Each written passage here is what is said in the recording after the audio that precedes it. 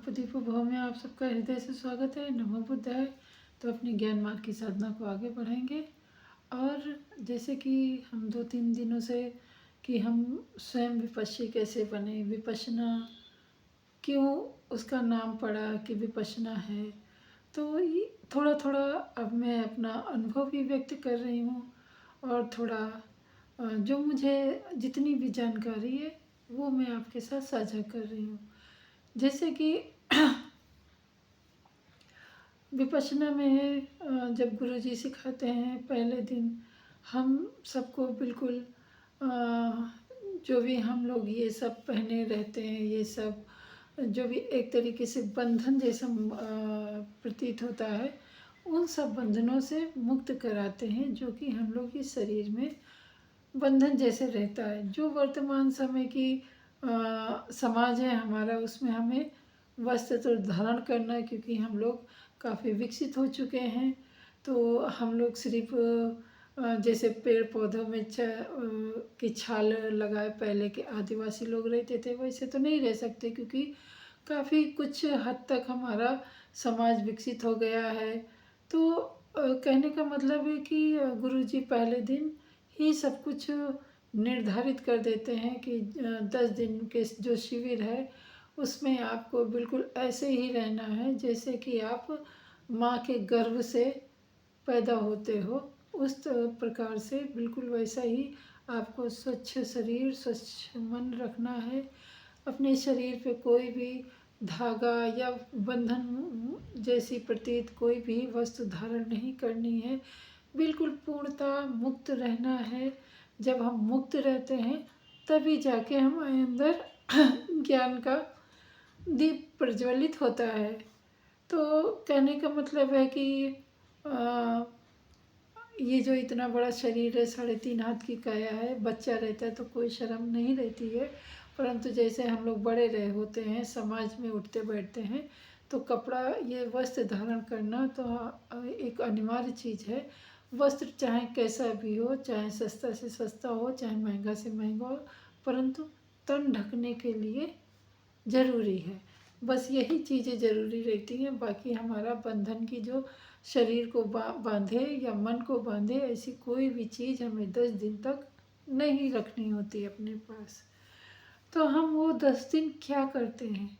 उन 10 दिनों में हम अपने आप को जानते हैं, हम अपने आप को पहचानते हैं, हम अपने अंदर जो हमारा आईना है उस आईने में स्वयं को देखते हैं।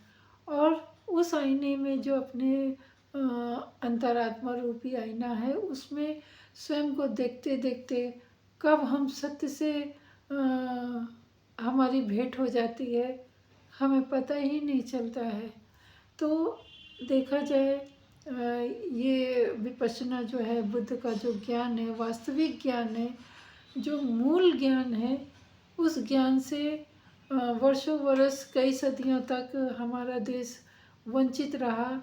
जबकि हमारे ही देश में बिहार जैसे देश राज्य में भगवान बुद्ध को ज्ञान मिला, और आज वही बिहार कैसे अज्ञानी जैसा व्यवहार करता है। मतलब वहाँ की जनता को इतना अंधविश्वासी, या फिर बोल लो इतना एक ही चीज़ के पीछे भागने को उनका मनोस्थिति बना दी गई है कि जिस धरती से भगवान बुद्ध ने ज्ञान पाया वही धरती आज अज्ञानियों का समूह बन के रह गया है। तो यहाँ पे मैं यही कहना चाह रही हूँ कि जब हम अपने अंदर झांकते हैं, हम उस ज्ञान को पाते हैं, उस पहचान को पाते हैं जो पहचान के साथ सृष्टि ने हम लोगों को इस धरती पे भेजा। वो पहचान है हमारी मानवता की पहचान। इसीलिए तो ये मानव शरीर मिला है। इस मानव शरीर में ही इस ब्रह्मांड का हर एक कण विद्यमान है।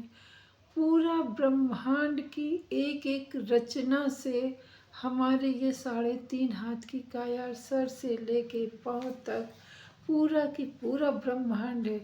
अगर आपको कहीं कुछ जानना है, कुछ खोजना है, तो आप बाहर ना कहीं जाके आप नासा या फिर इसरो में तो बाद में जाएंगे, एक वैज्ञानिक के तौर पे जाएंगे। उससे पहले आप अपना इस 3.5 हाथ की काया में सर्च करके तो देख लो कि क्या सच में ब्रह्मांड है भी कि नहीं।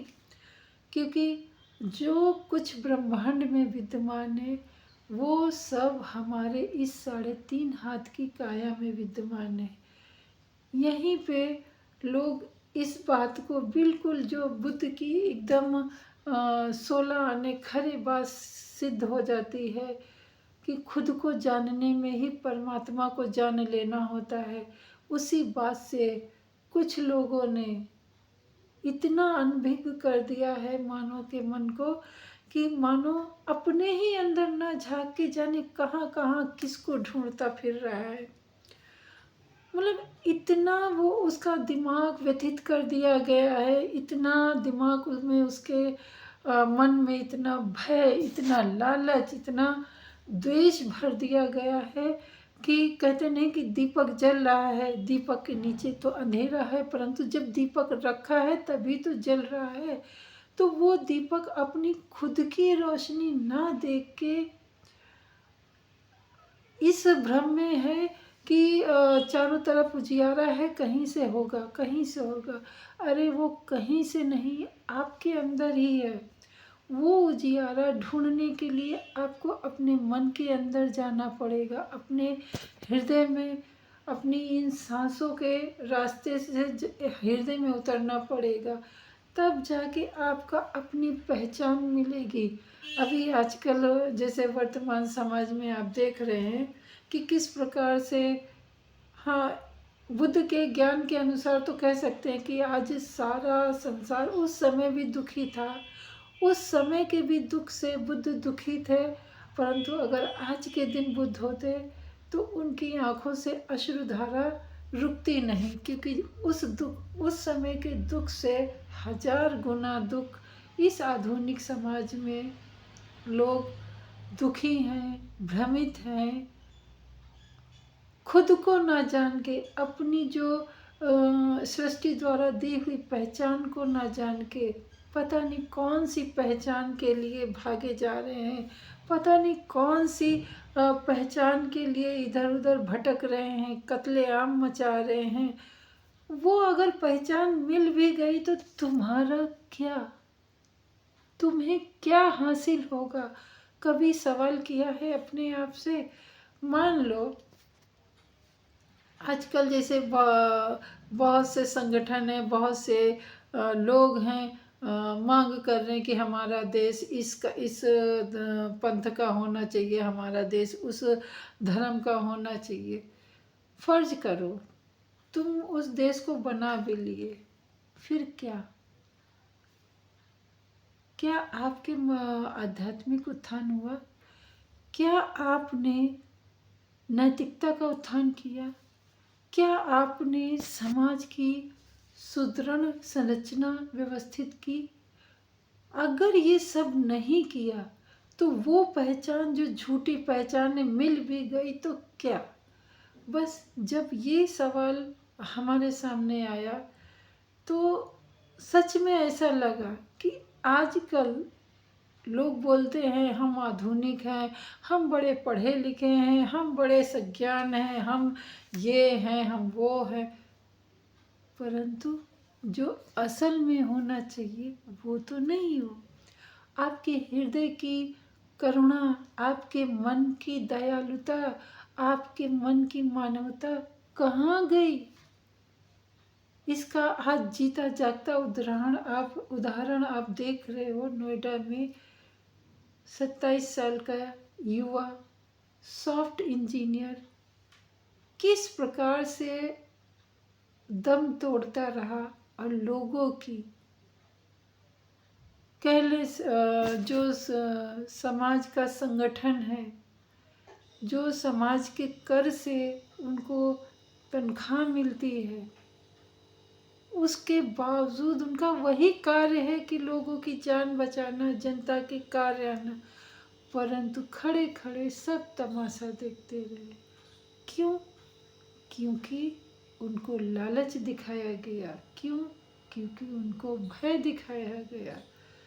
तो मेरा बताने का इन बातों में मुझे नहीं पड़ना है।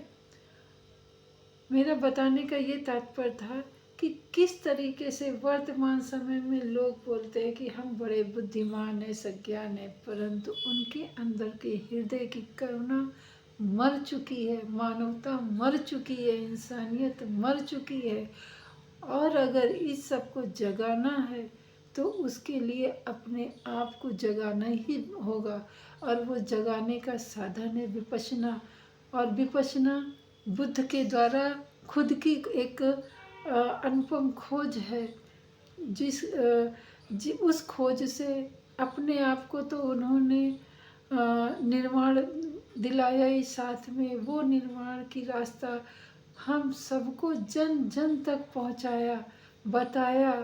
हर तरीके से उन्होंने कोशिश की कि जैसे वो सुख प्राप्त किए हैं, वो अनंत हो गए हैं, वैसे ही इस धरती का प्रत्येक मानव अनंत हो जाए, सुख पाए, संतुष्टि पाए, करुणा से भर जाए। परंतु ये मानव बड़ा अजीब प्राणी है। अगर अच्छा उसके दिमाग में कुछ बुद्धि कर गई तो बहुत अच्छा हो जाएगा, परंतु उसके आगे भीभत्स से भी भीभत्स जानवर फेल है। क्योंकि मनुष्य ऐसा प्राणी है कि उसमें सभी कुछ विद्यमान है। खतरनाक से भी खतरनाक जानवर उसमें विद्यमान है। तो उस जानवर को निकाल के, उस जंगल को साफ करके हम एक सुंदर उपवन क्यों नहीं बनाते अपने मन में? हम एक सुंदर सा मानव क्यों नहीं निर्मित करते हैं अपने आप को, जिससे कि सबका भला हो।